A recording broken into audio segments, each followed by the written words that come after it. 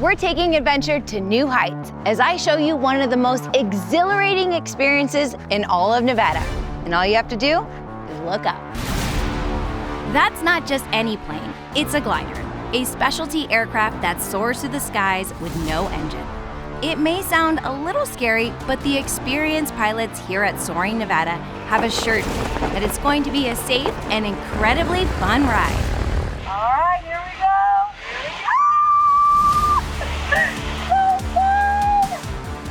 The real thrill of soaring is to find rising air and without an engine to climb thousands of feet. How far are we going up? We are going up a mile above our current elevation. How fast do you anticipate us going while we're up there? About 60 miles per hour. Well, I'm looking forward to it because it is such a beautiful day out today. Tower 36 Tango Genoa Golf Course, entering a 45 for 3-4.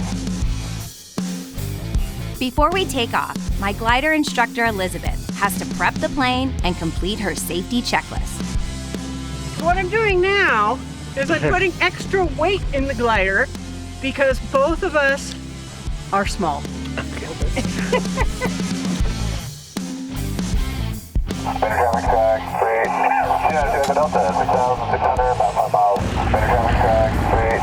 Genoa to Delta. If I want you to adjust the volume, that's this knob. Okay, I see it. We just towed the glider over to the runway.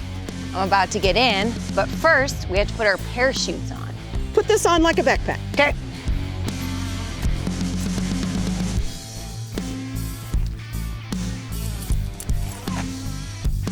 In the very unlikely event that we have to depart the glider, get out of it any way you can.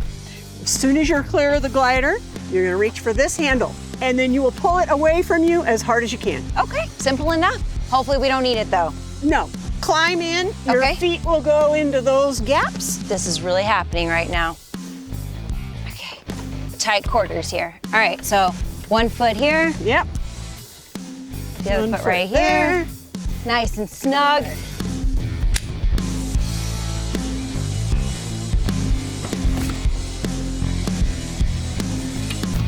Is he the one that's pulling us right there? Yep. What's his name? Andrew. Andrew. Andrew's about to tow us up into the sky right now. Engine's gonna start. Okay?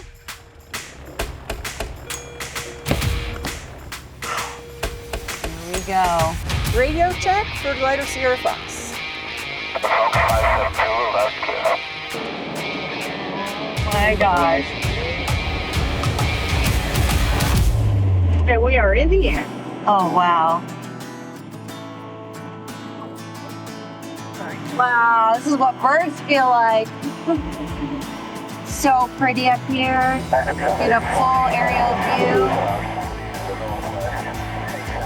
Once we're up in the air, we release our tow line, maneuver away from the tow plane, and start to soar. This is really incredible. People that come up here are probably just amazed at just how it's quiet. It's actually quiet. We're about to do a wing over once we get enough space from the mountain. It's a cool maneuver Elizabeth likes to do. Oh my gosh, we had about 2 Gs. Woohoo! We had 2 Gs in that wing over right there. Oh wow. Getting ready for landing. The wheels on the ground. We made it! What? Woo! We made it! That was awesome. I loved seeing all the views from all the different angles.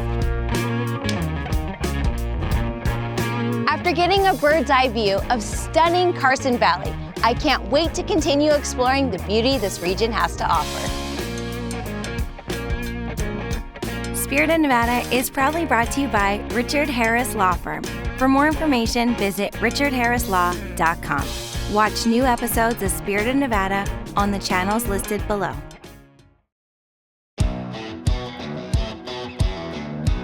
Today we're getting a special tour of one of the more unique distilleries here in Nevada, Minden Mill Distilling in Carson Valley.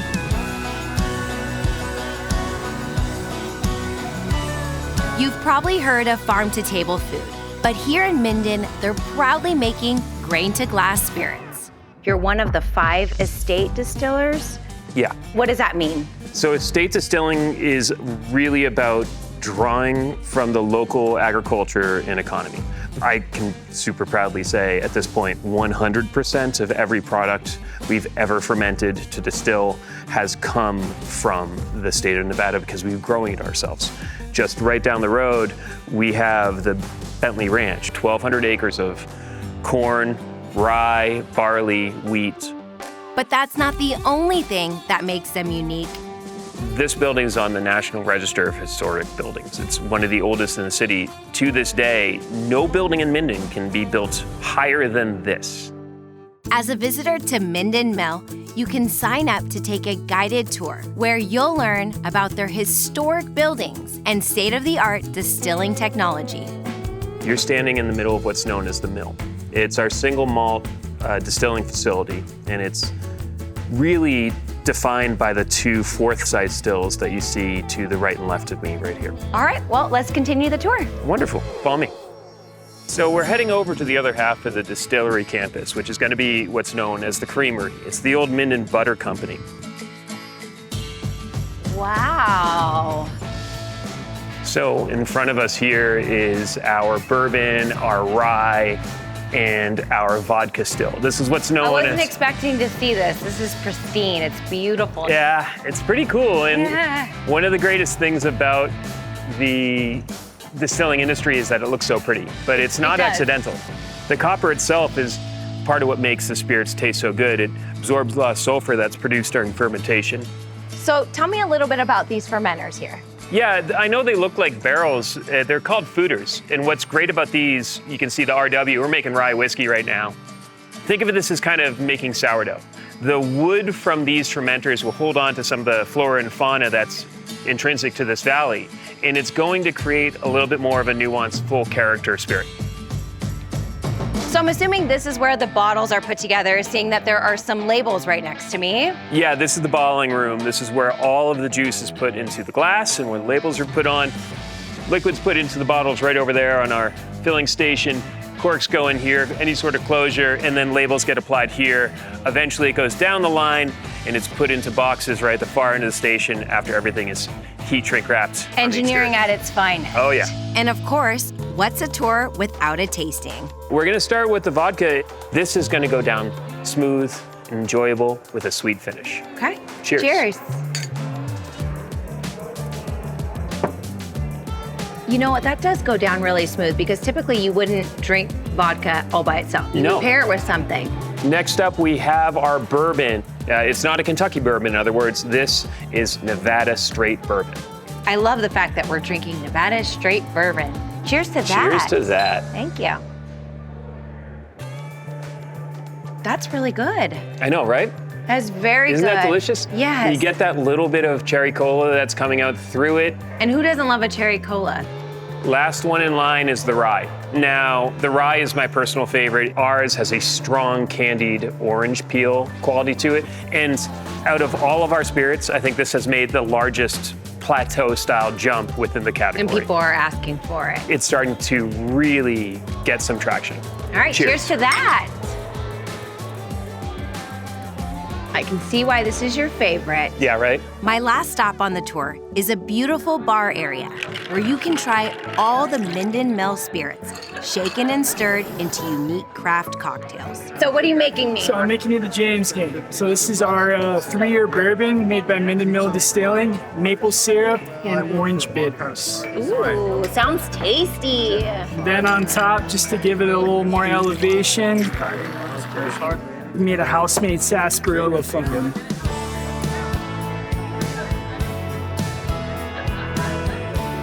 We like to just come here. It's a really cute local bar, and we're doing a little girls' day. It's just really simple and smooth, and I don't know, it tastes really good. I really like it. For a taste of fine spirits that are locally produced, you have to check out Minden Mill Distilling. We'll see you next time as we continue to explore the spirit of Nevada. Spirit of Nevada is proudly brought to you by Richard Harris Law Firm. For more information, visit richardharrislaw.com. Watch new episodes of Spirit of Nevada on the channels listed below.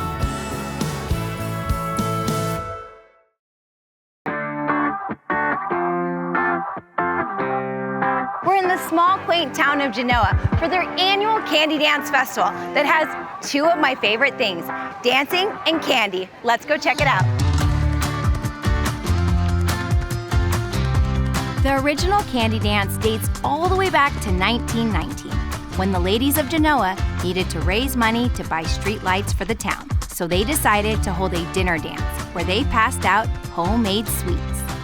The event was such a success that it became an annual fundraiser.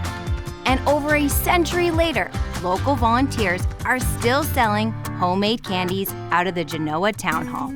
I'm a big candy person, and I know the Genoa Candy Dance is all about that. So let's talk sweets. What do you have here in this box? So this year, this is the mixed candy box, and it's got peanut brittle and toffee and the homemade famous Genoa fudge, peanut clusters, and peanut butter cups. Now, is this something, it's a tradition that you always do the same box, or do you change it every year? It's pretty much the same candy. The fudge is the most famous. All right, which one should I try first? I think you should try the toffee. All right, let's give it a go. That is really good. Everything's made homemade in the kitchen in the firehouse. And I know you grew up around candy and this festival. Tell me a little bit about you and your sisters. Yeah, so we were born and raised here on our family ranch. My great-great-great-grandparents bought it in 1909, but it's the first land claim filed in Nevada in 1851. In 1974, an arts and crafts festival was added to the Candy Dance festivities. It started as a little small craft fair in the backyard of someone's house on Genoa Lane, like with 10 booths. And then it grew a little more into the state park. There was booths. And then one year my brother decided to open up our ranch for parking, and that's kind of when Candy Dance exploded into what it is. Now, with hundreds of vendors selling all kinds of unique goods, the festival has become an iconic Nevada event, drawing thousands of visitors each year. We're strolling through the Candy Dance right now. We are. How long have you been coming here? I was born and raised in Genoa, and it was a wonderful place to grow up. I've only missed one candy dance in my life. I've been a volunteer for the fire department for 35 years. So the fire department uses Candy Dance as a fundraiser also. Oh, that's great. I didn't know that. Absolutely. So that's our main fundraiser for the year. Yeah, it's a wonderful wonderful time. community event, and necessary. It provides, as you probably know, the majority of funding for the town to function. So Yeah, it's your biggest event of the entire year. As you can see, Sam, it is a huge event. All right, let's make our way through the crowds right now. So you know you're at a good festival, is when it's hard to get through. Look at these, how fun. Isn't this cute? Yeah, do you make these? These little people, okay, it's primitive folk art. It's made from recycled redwood. Have you been coming here for a long time? 20 years. 20 years. I don't know exactly, but that's close. But this is a tradition Long for time. you. Yes. You I love do it? every year.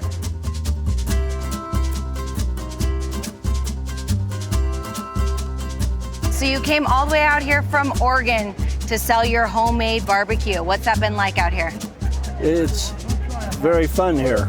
Lots of people, got lots of followers, and it's a very cool event.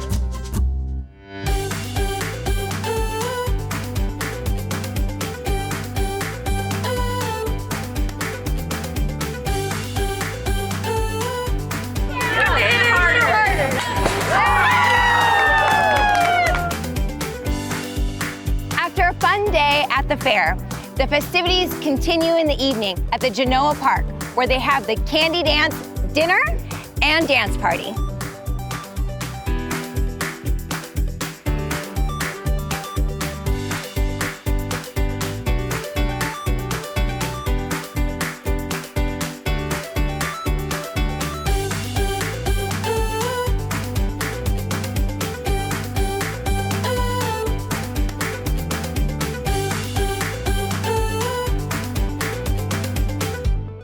If you're looking for a classic Nevada event that has equal parts historical and sweet, then you've come to the right place here at the Candy Dance. Until next time, I'm Samantha Chian. Spirit of Nevada is proudly brought to you by Richard Harris Law Firm. For more information, visit richardharrislaw.com. Watch new episodes of Spirit of Nevada on the channels listed below.